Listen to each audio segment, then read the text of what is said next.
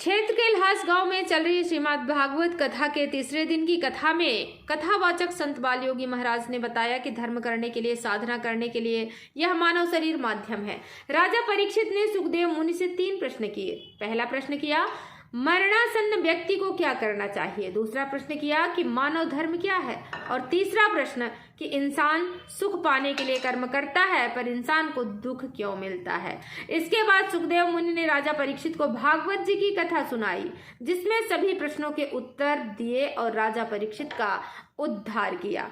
बताया, हम जो भी सत्कर्म करेंगे, दान पुण्य करेंगे, अंत समय में वही काम आएगा। जैसे महाभारत में द्रौपदी का जब चीर खींचा जा रहा था तब वहां किसी ने उनकी मदद नहीं की, लेकिन उन्होंने जो भगवान श्री कृष्ण की उंगली में चीर बांधा था, आखिर वही काम आया। आगे उन्होंने बताया कि जिसका समय और धन अच्छी जगह लगेगा, समझो अंत समय वह अच्छी जगह ही जाएंगे। बताया कि जिस घर में भगवान का पूजा पाठ नहीं होता है वह घर घर नहीं है।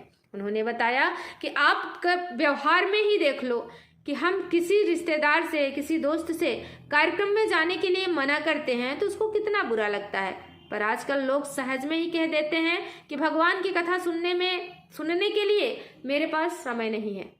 आप बताओ भगवान को कितना बुरा लगता होगा।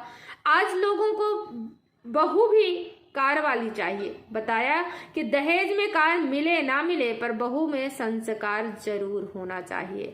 बताया कि ज्यादातर तलाक दहेज में कार लेने वालों के ही होते हैं।